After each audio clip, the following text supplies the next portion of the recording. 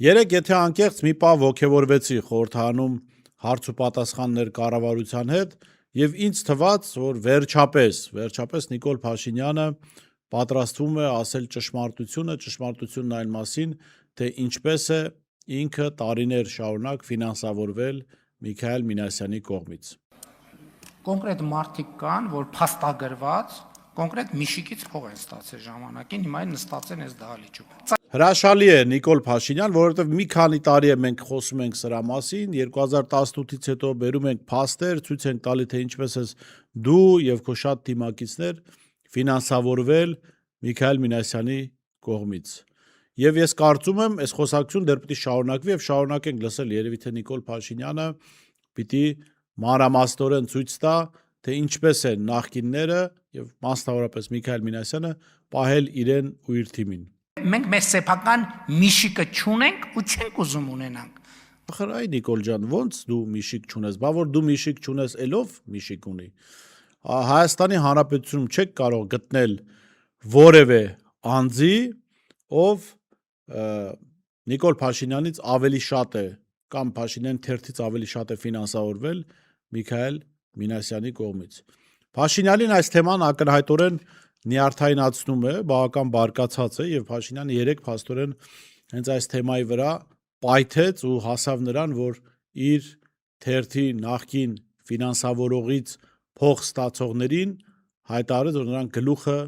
պատերին են տալիս։ Ինչ է շնակում ապացուցված դեպք կա, որ Միշիկը այն ծրավոր գլուխը Միշիկն էլա պատին տվել, ասողն էլա պատին տվել, կասկածողն էլ հետնա պատին տվել։ Իսկ ինչ ասում եմ գլուխը պատին ա տվենա, ով տենց բան է ասում։ Ով որ տենց բան է ասում, ասում եմ դուս չտակ, չհամարցակվեք դուս տալ։ Չհամարցակվեք դուս տալ։ Բառից բուն իմաստով։ Բայց ախր Նիկոլ ջան, Միքայել Մինասյանը 2020 թվականին դեռ բացահայտել էր այն մեխանիզմը, որով ֆինանսավորել է հայկական ժամանակը քո ընտանեկան թերթը։ Երևի թե չես հիշում, հա։ Կա անկեղծ ասեմ, ես տենց հայտարարություն չեմ լսել, որ ասում եք, որ տենց հայտարարություն եղել է։ Ես կխնդրեմ, որ եթե ես over react արեցի, ես դրա համար ներողություն եմ խնդրում, բայց ես իսկապես չեմ լսել տենց հայտարարություն։ Ես խնդրում եմ մեր աշխատակազմից ներկայացնի ինչ հայտարարության մասին է խոսքը, եւ եթե կա տենց հայտարարություն բաց որևէ հարթակում, համապատասխան իրավական ընթացակարգով ես դրան ընթաց կտամ։ Բայց ո՞նց չես հիշում, այդ մասին եղավ պարզ հրապարակում 100,000-ավոր դիտումներ ունեցան, այդ հրապարակումները քեզ ֆինանսավորելու մեխանիզմի վերաբերյալ, բայց որպիսի քո հիշողության հետ միասին թարմացնենք նաև մեր ժողովրդի հիշողությունը, ովքեր չեն հիշում այս դրվագը, եկեք մի անգամ էլ լսենք Միքայել Մինասյանին եւ հասկանանք ինչպես է նա ֆինանսավորել Նիկոլ Փաշինյանին։ Իսկ պատմությունը հետևյալն է։ Երբ իմ աղջիկը Մարիամը փոքր էր, մենք կազմակերպել էինք ծնունդ, ինչ-որ մի սրճարանում, կինս։ Եվ դրա ծնունդից մի օր հետո հայկական ժամանակում առաջի էջում լույս տեսավ մի հոդված, որ իբր թե իմ աղջիկը ձեռքին կրում էր ադամանդներով ինչ-որ շղթա, խոսքը գնում է 2 թե 3 տարեկան երեխայի մասին։ Եվ ամենակարևորը իր սոսկան, երեխայի սոսկան ոսկուց էր եւ ադամանդապատ։ Եվ ինչ-որ ուրիշ բան էր, հղումը ինչ-որ մեկը որ տեսել է, դուք հասկանում եք, չէ՞,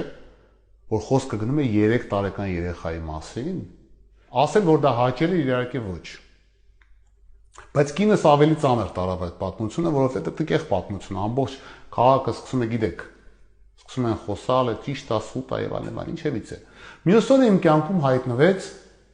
Նիկոլ Փաշինյանի մտերիմ գործընկեր, հայկական ժամանակի խմբագրության անդամ, իդեպ շատ նորմալ եւ դաստիարակված մարդ, շատ գիտակ մարդ, այսօրվա ազգային ժողովի անդամ, падգամավոր Հայկ Գևորգյանը, որը իր բարի եւ դաստիարակված ժպիտով ասաց, որ գիտես, եթե չես ուզում երեխայի մասին տես բաներ գրվի, մտնենք անձնականը, դե Նիկոլը գիտես, մի քիչ տարօրինակ է, մի քիչ որ բան անենք, Եվ ես ես ուզում եմ ամոթով խոստովանեմ, որ ես որպեսզի ընտանիքս գոնե թողնեն այդ սրբապիղծները հանգիստ գնացի գործարքի եւ պայմանավորվեցինք, որ ամսական իրենց չվաճառված թերթերը համասնիշո սիստեմի սխեմայի միջոցով մենք կֆինանսավորենք, որպեսզի իրանք չունենան թերթային վազրատ, որտեղ հայկական ժամանակ թերթը չէր վաճառվում։ Բացարձակ ոչ ոքի հետաքրքիր չէր, ինչպես նաև հիմա։ Լսեցիք Միքայել Մինասյանին շատ մանրամասն բացատրեց հանգամանալից, թե ինչպես է ֆինանսավորել Փաշինյանին։ Ծիծաղելի է իհարկե Փաշինյանի այն պնդումը, թե նման խոսակցություններ չի լսել։ Այո, դե վերջի Փաշինյանը կարող ասել, հա, ասում էի ծրարով փող չեն տվել, մեզ փոխանցում են արել, ասենք, պրեստենդը փոխանցում է արել, բայց խոսքը փոխաբերական տեսք ունի, այսինքն ծրարով ասել դա չի նշանակում պարտադիր ծրարով։ Եվ այնպես չի, որ օրինակ Միքայել Մինասյանի կողմից մեկին ծրարով փող տալը ավելի դատապարտելի է, քան իր ընկերոջը պատկանող ընկերության միջոցով քո թերթին, ընտանեկան թերթին ամսական ավելի քան $50,000 վճարելը։ Հեն էլ այսօրվա $50,000 չէ։ Հիշեք 2010 թվականին ինչպիսի արժեք ուներ այդ։ Իսկ ինչու եմ այս թիվը ես ասում։ Միքայել Մինասյանը բացահայտել է, որ իր ընկերոջը պատկանող պրեստենտ ընկերությունը պայմանագիր է կնքել Նիկոլ Փաշինյանի ընտանեկան հայկական ժամանակ թերթի հետ, եւ պայմանագրի պայմաններից մեկը եղել է այն, որ հետ վերադարձ չի լինելու, այսինքն Փաշինյանի ընտանեկան թերթը օրեկան ինչքան տպականակ եղել է, պրեստենդը վերցրել է եւ դա չի վերադարձրել, այսինքն ամբողջ գումարը փոխանցել է հայկական ժամանակին, անկախ նրանից 100 օրինակ է վաճառվել, թե 1000 օրինակ։ Իսկ այս առիթից Փաշինյանը շատ լավ է օգտվել, որովհետեւ այդ տարիներին հայկական ժամանակը տպագրվում էր օրական 7500-ից 8000 տպականակ։ Ժամանակ էր լինում, քան որ ես կարդում էի հայկական ժամանակի տարբերություն Միքայել Մինասյանի, որ ասում է չէին կարդում, ժամանակներ կային, որ 10-11 հազար տպականակով էր տպվում։ Եվ եթե միջինացնենք այս թիվը, ամսական Միքայել Մինասյանի թերթը, Միքայել Մինասյանի ընկերը Նիկոլ Փաշինյան ընտանեկան թերթի համար վճարում էր ավելի քան $50,000։ Մի բանի համար, չվաճառվող թերթի համար, ինչպես Մինասյանն էր ասում, որ այդ թերթը որևէ մեկին հետաքրքիր չէր։ Իդեպ նկատենք, որ պրեստենտ ընկերությունը նման պայմանագիր չի ունեցել որևէ մի այլ թերթի հետ։ Այդ տարիներին լրագրության ոլորտի հետ կապ ունեցողները շատ լավ գիտեն, որ դա բացառիկ պայմանագիր էր, որը կնքված էր միայն Նիկոլ Փաշինյանի ընտանեկան թերթի հետ։ Տարեկան այդ գումարը անում էր $600,000։ Այդ պայմանագիրը ըստ էության գործել է 2010-ից մինչև 18 թվականը 8 տարի, թվերը դուք կարող եք ինքներդ բազմապատկել 8 տարվա ընթացքում որքան գումար է փոխանցվել տարեկան $600,000։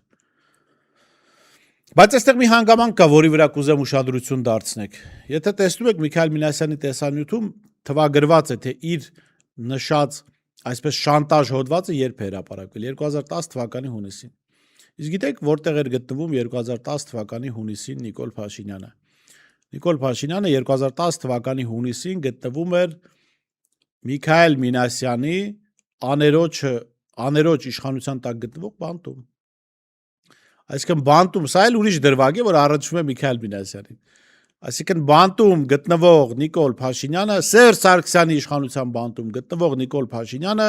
կարողանում էր շանտաժ անել եւ ամսական $50,000 տարեկան $600,000 գումար ստանալ Նիկոլ Փաշինյանից, նեղրեղություն Միքայել Մինասյանից։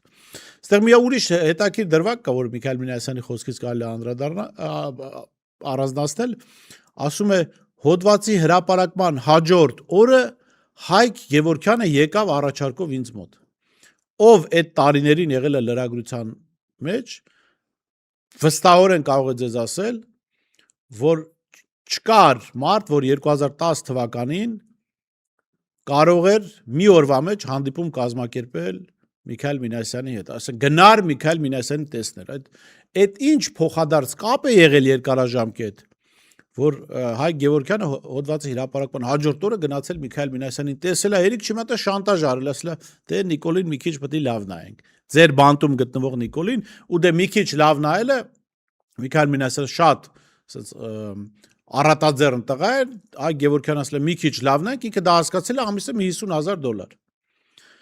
Հիմա Փաշինյանը, որ ասում է չեմ հիշում, դուք կարող եք պատկերացնել իրավիճակ, որտեղ հրապարակվի տեսանյութ, որտեղ խոսվում է Փաշինյանի իշխանության, ներողություն, Փաշինյանի անձնական գործունեության մասին, ու այդ տեսանյութը միայն Միքայել Մինասյանի էջում նայվել է 143,000 անգամ, այլ լրատվամիջոցների հրապարակումների արդյունքում այդ տեսանյութը հավաքել է ավելի քան 1 միլիոն դիտում, ու պատկերացրեք, այդ 1 միլիոն դիտողների մեջ չի եղել Փաշինյանը։ Ավելին, այդ 1 միլիոն դիտողների մեջ չի եղել անգամ Նիկոլ Փաշինյանի ընտանիքի անդամ։ Այդ 1 միլիոն դիտողների մեջ չի եղել անգամ ԿՊԱ-կան, որ գնասի, պարոն վարչապետ, ու իրենք այդպես կասեին, էլի։ Բայց Միքայել Մինասյանն ասում է, որ քեզ ֆինանսավորել է տարիներ շարունակ, որ շանտաժ ես արել ու ֆինանսավորել է, բա դրա մասին արձագանք չկա, ծպտուն չելավ Նիկոլ Փաշինյանից։ Ինչու՞։ Որովհետև ըստ էության այդ ժամանակ գործարք գնաց իր եւ Միքայել Մինասյանի միջև։ Մինասյանն էլ շատ շարունակեց այդ թեման, բայց վստահաբար սա Մինասյանի կողմից Նիկոլ Փաշինյանին արված միակ լավությունը չէր եւ սա կարելի ասել կաթիլ էր ծովում, որը արվել է Նիկոլ Փաշինյանի համար եւ սա ուղղակի ազդակ էր, որ քո մասին ինֆորմացիան կհրապարակենք։ Այդքանից հետո տեղյակ չես Նիկոլ Փաշինյան, այդ ինչ ա եղել, որ չես լսել, չես հիշում։ Բա ժողովուրդ օրաթերթը հարցում էր արել քնչական մարմիններին, հա։ Ուրեմն ընթերցում ժողովուրդ օրաթերթի հրապարակում 2020 թվականին։ Բայց հատուկ այս հարցով ժողովուրդ օրաթերթը այն ժամանակ հարցում է արել քնչական կոմիտե։ Ուրեմն ժողովուրդ օրաթերթի մյուս հարցին, թե արդյոք Միքայել Մինասյանը 2020 թվականի հունիսի 20-ին ստի վերջը 10 խոհանոցային բացահայտման ժամանակ հնչեցված այն հայտարարության մասով, ըստ որի նա ամեն ամիս ՀԺ փոխխմբագիր Հայկ Գևորգյան միջոցով կոնկրետ գումար է փոխանցել ՀԺ-ի խմբագիր Նիկոլ Փաշինյանին, որպեսզի նրա ընտանիքի մասին նյութ չգրվի։ ՀԺ-ում քննություն իրականացվում է, թե ինչ հանգամանքներ են ի հայտ եկել։ Սակայն պարզ հարցին էլ քննչական կոմիտեն պատասխանել է, որ հայցվող տեղեկությունները համարվում են նախաքննական գաղտնիք, որոնց տրամադրումը ներկայումս նպատակահարմար չէ։ Ակնհայտ է, չէ, որ Փաշինյանը ստում է, երբ ասում է, թե չի լսել նման բան։ Լավ, քննչական կոմիտեն այդ ինչ նյութեր էր նախաքննական գաղտնիք էր պահում։ Ինչ որ քննություն էր գնում, չէ։ Փաշինյանի ենթակայությամբ քննչական կոմիտեն նախաքննություններ անում էս դրվագով ու Փաշինյանը դրա մասին տեղյակ չէր։ Լավ, Փաշինյանը 2010 թվականից տեղյակ չէր, որ Press-Stand ընկերությունը պատկանում է Միքայել Մինասյանի ընկեր Արման Սահակյանին, որ Press-Stand ընկերությունը բացառիկ պայմանագիր է կնքել։ Լավ, Աննա Հակոբյանը մի օր որ գնում էր այցի, ասենք, բանտ Նիկոլ Փաշինյան չէր ասում, բայց Նիկոլ ջան, հրաշալի գործարք ա կապել երկնքից։ Միքայել Մինասյանի ընկերոջ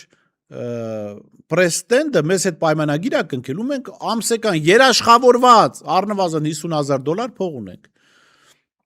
Բա Փաշինյանն էլ չէր ասում, բա մարտի 1-ից հետո այս թալանչիների թալանած փողերը մեզ պետք չեն, դեն նետեք։ Չէր ասում, չէ։ Առատորեն օգտվում էր դրանից։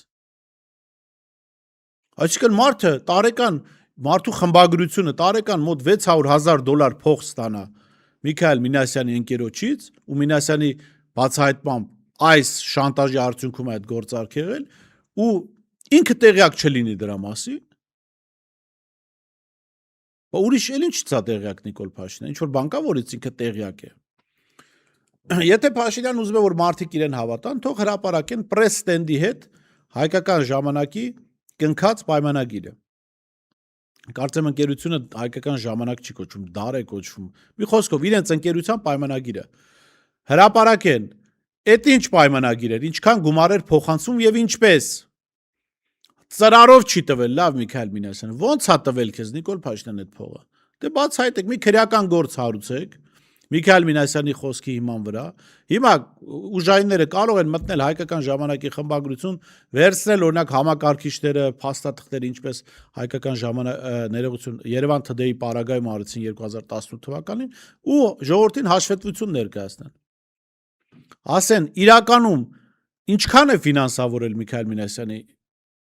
ընկերոջ պրեստենդը հայկական ժամանակին, ինչու համար է ֆինանսավորել, ինչու են նման բացառիկ պայմաններ սահմանված եղել իր համար, եւ ինչպես է ստացվում, որ ըստ նախնական հաշվարկների, գուցե ավել լինի, մի փոքր կարող է պակաս լինի, տարեկան ոնց է ստացվում, որ իշխանության ղեկին գտնվողի փեսայի ընկերոջից, ու հասկանալի է, չէ՞ որ այդ ընկերությունը ուղիղ Միքայել Մինասյանի հետ կապ ուներ։ Տարեկան $600,000 ստացողը ոնց է անդիմադիր եղել այս տարիներին։ Կբացատրեք։ Այսպիսի հիշողության թարմացում հատուկ Նիկոլ Փաշինյանի համար կսպասենք, ասես չէ, այնտեղ խորհրդարում ասես ես կհրանգեմ, որ զբաղվեն։ Խնդրեմ, մեր հաղորդումն էլ ձեզ օգնություն, Միքայել Մինասյանի տեսանյութը եթե չեք գտնում, այստեղ կգտնեք Միքայել Մինասյանի հայտարարությունը եւ այդ հայտարարության հետքերով գնացեք, բացահայտեք ինչա տեղի ունեցել։ Հակառակ պարագայում խորհրդարանում այդ ներկայացումները որը մեկին պետք չի։ Եվ պետք չի վտանգել ձեր թիմակիցների գլուխները, ու հատկապես ձեր գլուխը, վստահաբար այդ թիմին պետք է գալու։ Պետք չի պատերը վնասել այդ առումով։ Այսօր այսքանը, կհանդիպենք վաղը։